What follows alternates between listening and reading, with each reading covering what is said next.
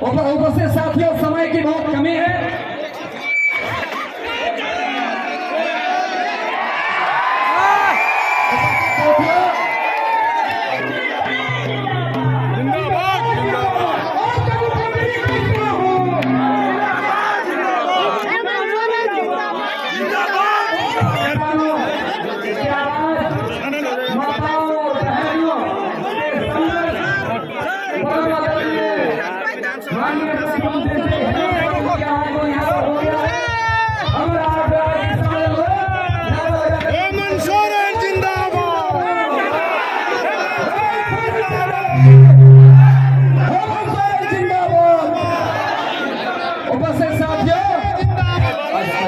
उपस्थित साथियों, आप जान रहे हैं कि पूरे राज्य के अंदर में भारतीय जनता पार्टी के गठबंधन को तोड़ करके हेमंत सोरेन के नेतृत्व में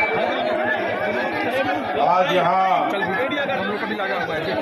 रामगढ़ विधानसभा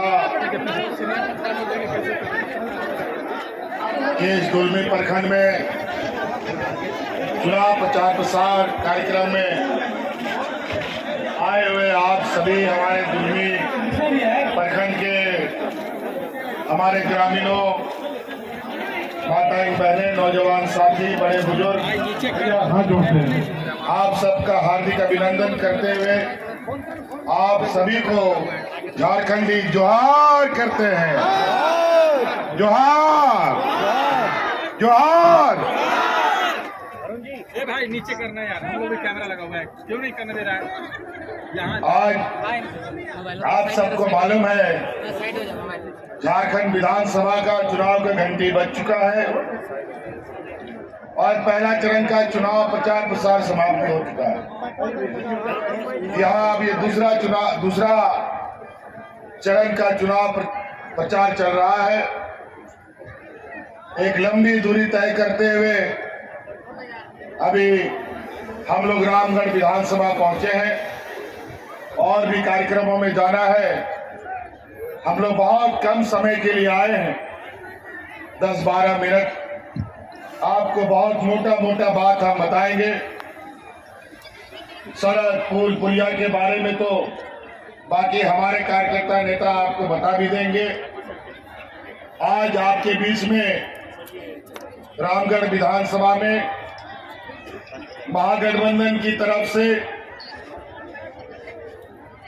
जिसमें जेएमएम, कांग्रेस, आरजेडी, वामदल के लोग हैं, सभी लोगों ने मिलकर हमारी चल रही सरकार और हमारे आंख कान नाक का नेतृत्व करने के लिए फिर से आपके बीच में ममता देवी कांग्रेस के प्रत्याशी को यहां खड़ा किया है। और अभी आपको पता है ना, हमारी सरकार चल रही है, मालूम है कि नहीं? बहुत लोगों को पता नहीं चलता है कि सरकार किसका चलता है। आपको पता चलना चाहिए सरकार किसकी है, नहीं तो लोग बहुत ठगता है। आज के दिन में ऐसे ऐसे गांव देहात हैं जहां का लोग आज के दिन में भी बीडीओ कौन है, सीओ कौन है, ये भी नहीं जानता है। डीसी एसपी का तो बात का बात है। और आपको लगता होगा कि यहाँ पर विधायक एनडीए और एनडीए गठबंधन का आजसू का लोग है तो उसी का सरकार चल रहा होगा। वो लोग बहुत बड़ा तीर मार रहा होगा। बिल्कुल नहीं। यहाँ जो आपके प्रत्याशी है, जो विधायक है, ये लोग तो हमको जेल में डाल देने का काम किया। इन लोगों ने तो, आपको पता है कि नहीं हम जेल में थे, पता है? आज मैं समझता हूं जिसके ऊपर गरीब, गुरबा, आदिवासी, दलित, पिछड़ों का आशीर्वाद हो तो उसका कोई बाल भी बांका नहीं कर सकता। और आज फिर से आपके सामने आके खड़े एक धनबल की पूरी जमात, दूसरे तरफ गरीब, गुरबा, मजदूर, किसान, आदिवासी, दलित, पिछड़ों की जमात, बड़े बड़े व्यापारियों के साथ हम लोग की लड़ाई है। और आपको हम लोग बताने के लिए आए हैं कि हम लोगों ने 5 साल सरकार चलाया है। 5 साल भी पूरा नहीं होने दिया। 1 महीना पहले 1.5 महीना पहले ही चुनाव हो रहा है। ये पहली बार राज्य अलग होने के बाद इस राज्य में सरकार के कार्यकाल से पहले चुनाव हो रहा है। पहले बीजेपी की सरकार थी, डबल इंजन की सरकार थी, तो कभी ऐसा नहीं हुआ। जब झारखंड के मूलवासी आदिवासी की सरकार बनी तो इन व्यापारियों को कभी नहीं ये आंख में भाया कि कोई आदिवासी दलित उनके बराबरी में आके खड़ा हो सके। और आज इसीलिए इन लोगों ने हमारा समय से पहले चुनाव करा दिया। क्या आपत्ति आ गई थी, क्या विपत्ति आ गई थी जो समय से पहले चुनाव हो रहा है? और पहले क्यों नहीं चुनाव हुआ? ये बात सही है कि चुनाव आयोग को इसकी शक्ति है, तो शक्ति है तो इसका मतलब है जो मन सो आदेश होगा। क्या ये आदेश पहले क्यों नहीं हुआ?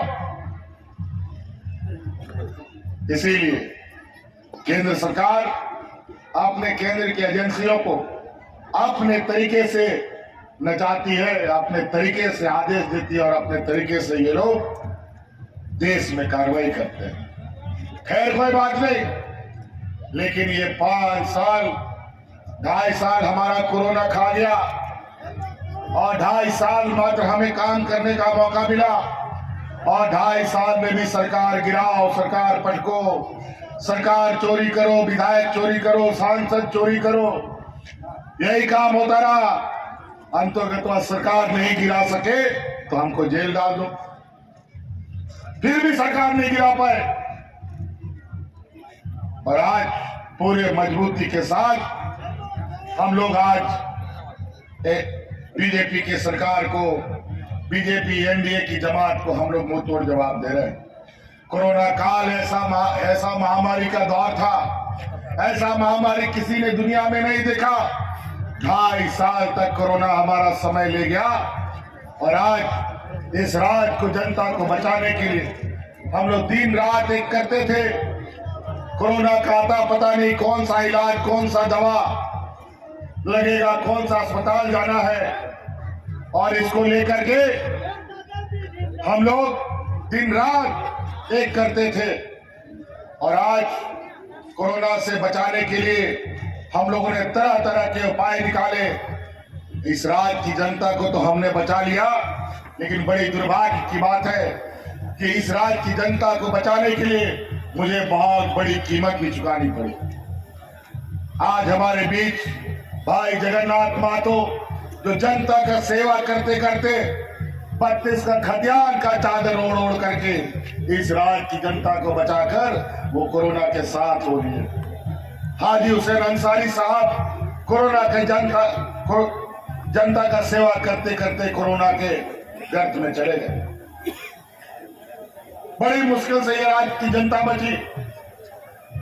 इस लड़ाई में महिलाओं ने बढ़ चढ़ करके इसमें अपनी जान की परवाह किए बगैर मेरा साथ दिया। याद कीजिए वो कोरोना का दिन जब पूरा देश में बाजा ना भाई, ए बाजा,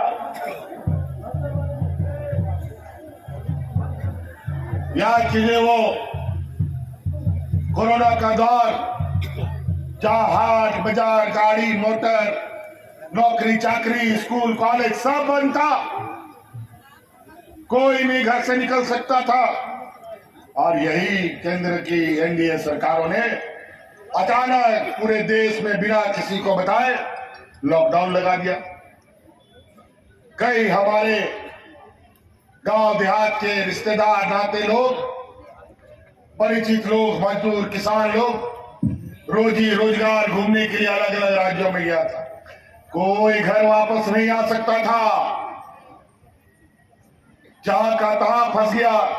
रहने के लिए सड़क, कोई घर में रहने भी नहीं देता था, होटलों से भी बाहर, घर से भी बाहर। और याद कीजिए वो दिन, देश में पहला ये मुख्यमंत्री है, आपका ये भाई, आपका बेटा, जो आपके परिवारजनों को हवाई जहाज से ढो ढो करके आपके घर में पहुंचाने का काम करता था कि नहीं करता था? बोल, तब जाके इस राज्य की जनता बची है। महिलाओं ने इतना साथ दिया, हमारे राज्य में मजदूर किसान सबसे अधिक है। और आज कई ऐसा मजदूर है, अगर रोज मजदूरी नहीं करेगा तो उसका चूल्हा भी नहीं जलता है, पूरा परिवार को भूख से सोना पड़ता है। और कोरोना जैसा स्थिति में घर से बाहर जाएगा तो कोरोना उसको खा जाएगा, और घर के अंदर रहेगा तो भूख उसको खा जाएगा। ऐसे हालात में राज्य की महिला दीदियों ने पंचायत गांव में हमारा मुख्यमंत्री दाल भात योजना चलाया और गरीबों को मुफ्त में खाना खिलाने का काम किया था। क्या था कि नहीं किया था जी? और उसी समय हमने संकल्प लिया कि आज के बाद इस राज्य में महिलाओं को, जो इस राज्य की आधी आबादी है, इसको सबसे पहले मजबूत करेंगे, इसको सशक्त करेंगे। और आज उनके लिए मुख्यमंत्री मैया योजना सम्मान यात्रा, मुख्यमंत्री मैया योजना लेके आए हैं। और आज इस राज्य की 50 लाख से अधिक महिलाओं के खाते में हजार रुपया भेजने का हम काम कर रहे हैं।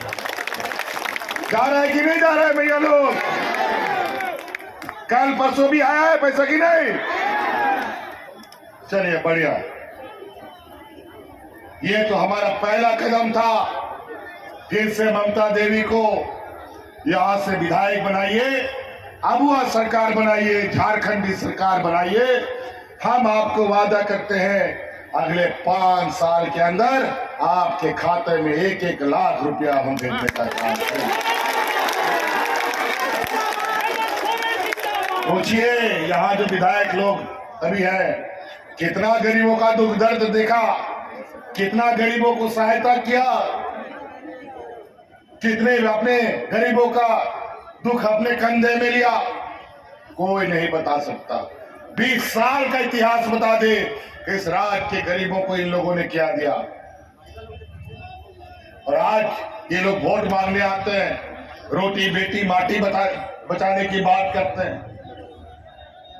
हिंदू मुस्लिम सिख ईसाई का जहर समाज में डालने का काम करते हैं और हमें फूट डालने का काम करते हैं। ये व्यापारियों की जमात, ये देने वाली नहीं लेने वाली लोग हैं, ध्यान रखिएगा। आज के दिन में भी हमारे गांव में इतनी गरीबी है कि हमारे गांव के गरीब लोग अपने बाल बच्चा को पढ़ाने के लिए और अपना बीमार में इलाज के लिए, बिजली का बिल भरने के लिए बड़े बड़े महाजनों से कर्जा उधार लेते हैं और वो उधार चुकता नहीं है। और बिजली का बिल तो ऐसा कि अगर समय पर बिजली का बिल नहीं चुकता हुआ तो पुलिस दूसरे दिन आएगी, कोर्ट कचहरी और थाना और जेल हो जाएगा। लेकिन आज उन गरीबों की इस दर्द को, इस दुख को हमने समझा और इनके पूरे बोझ को आज हमने अपने कंधे पर लिया और इस राज्य के हर गरीब का बिजली का बिल बकाया माफ कर दिया हमने। माफ हुआ कि नहीं? बोझ कम हुआ कि नहीं? बताओ 20 साल में किसने आपका बोझ कम किया? आज इंडिया गठबंधन ने, हमने आपका बोझ कम किया, क्योंकि आपकी तकलीफ को हमसे ज्यादा कोई नहीं समझ सकता। इसीलिए हक अधिकार के साथ आपके पास वोट लेने का अधिकार हम रखते हैं और गठबंधन को जिताने के लिए आपसे आग्रह करने आए। पूछिए ये लोग 20 सालों में क्या दिया? यही डबल इंजन की सरकार 2019 में लोग राशन कार्ड हाथ में लेकर के भाग करके दर्जनों मर गए। हम उसके गवाह हैं, उनके घर तक हम गए थे। यही डबल इंजन की सरकार है, यहाँ पर किसान आत्महत्या कर रहे थे और यही और मांझी के जंगलों में मैं जाकर के उसका गवाह बना था। और आज किसानों का 2 लाख तक का ऋण माफी 20 वर्षों में आज हमारी सरकार ने किया है।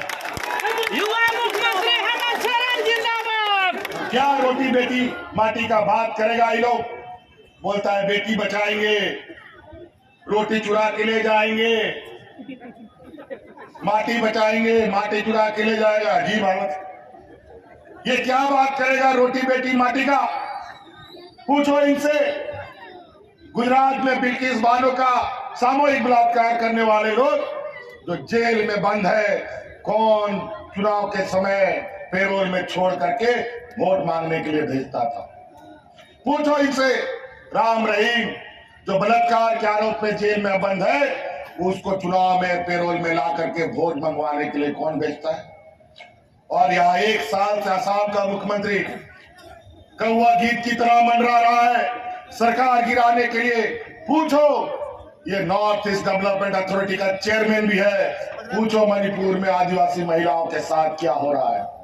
आज तक उसका प्रधानमंत्री क्यों नहीं बोला, आज तक उसका चेयरमैन क्यों नहीं बोला, और यहाँ पर आदिवासियों को बचाने की बात करता है। क्या बात करेगा ये लोग? सिर्फ और सिर्फ सत्ता चाहिए, यहाँ की खनिज संपदा, यहाँ के लोगों को विस्थापित करना, यहाँ के जल जंगल जमीन को उजाड़ने का इनका बड़ा षड्यंत्र चल रहा है। यही छत्तीसगढ़ में जाकर की खबर लो, हसदेव का जंगल अपने व्यापारी मित्रों के बीच में है, उनके हवाले कर दिया। आज वहां के आदिवासियों को खदेड़ा जा रहा है, जो विरोध कर रहा है उसको नक्सल और आतंकवादी बना करके गोली मार दी जा रही है या तो जेल डाल दिया जा रहा है। ये इनका नीतियां है। आज महंगाई आसमान छू रहा है। अभी मैनिफेस्टो में बोलता है 500 रुपया सिलेंडर देंगे। पूछो बिहार में इसकी सरकार है, कितना में सिलेंडर मिलता है? पूछो असम का मुख्यमंत्री यहाँ घूम रहा है, असम में कितना मिलता है? पूछो यहाँ पर छत्तीसगढ़ का पूर्व मुख्यमंत्री घूम रहा है, वहां कितना मिलता है? उड़ीसा का मुख्यमंत्री यहाँ आके घूम रहा है, पूछो वहां कितना मिलता है? यूपी से पूछो कितना मिलता है? वहां का मुख्यमंत्री यहाँ आके बोलता है बटोगे तो कटोगे। झारखंड का लोग ना कभी बटा है ना कभी टूटा है, लेकिन इस चुनाव में वोट के माध्यम से दम भर टूटेगा, इसलिए तैयार रहो। इसलिए ममता देवी को आपको जिताना है, तभी आपके दुख दर्द खत्म हो सकते हैं, नहीं तो ऐसे लोगों से आपका कोई भला नहीं होना है। पैसे के बल पर अगर आपने वोट दिया, कल को ये मत पूछिए बोलिएगा कि हेमंत सोरेन ने आकर के आगाह नहीं किया। पूछिए 20 साल में आपका बिजली का बिल बकाया कर्जा माफ हुआ? पूछिए महिलाओं को मजबूत करने का। आज पहले के समय में 2019 से पहले गांव में गिना चुना बुढ़ा बुजुर्ग लोग को पेंशन मिलता था। गांव में 1-2 महिला जो विधवा थी उसको पेंशन मिलता था, और पेंशन कार्ड के चक्कर में बुढ़ा बुजुर्ग लोग भटकता रहता था, दलाल लोग उनको ठगता रहता था, कभी कार्ड नहीं बनता था। हमने कानून बनाया, देश में पहली बार इस राज्य में सभी बूढ़ा बुजुर्ग को पेंशन देने का। और आज कोई गांव में बूढ़ा बुजुर्ग, कोई विधवा महिला टॉर्च लगा के भी ढूंढोगे ना तो बिना पेंशन का नहीं मिलेगा, सबको पेंशन मिलता है।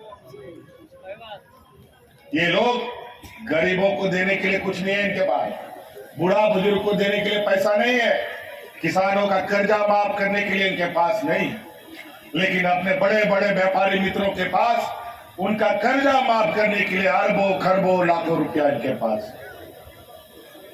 महंगाई बढ़ा करके आसमान पहुंचा दिया। महंगाई घटाने के नाम पर, महंगाई घटाने का नाम नहीं ले रहा।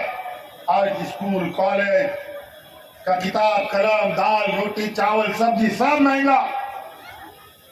हम लोग की जब सरकार केंद्र में थी, महागठबंधन की सरकार थी, तो उसमें गैस सिलेंडर 450 टका में मिलता था, और आज कितना मिलता है जी? बताओ।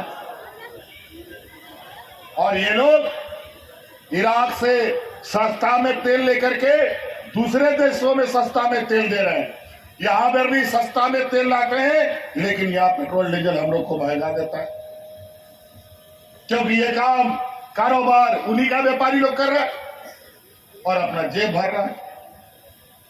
तो समझिएगा सही और गलत नहीं। भावनाओं में वोट देने से हमेशा नुकसान होता है। आप ऐसे प्रतिनिधि को चुनिए जिससे आपकी आने वाली पीढ़ी, आपका किसान, खेत खलियान, हमारी माँ बेटी सुरक्षित रह सके। हमारा गांव देहात में बेटी को लोग बोझ समझता है, 5वां 8वां क्लास पढ़ती नहीं है, उसके लिए दूल्हा ढूंढने लगता है। और पढ़ाई छुड़ावा देता है।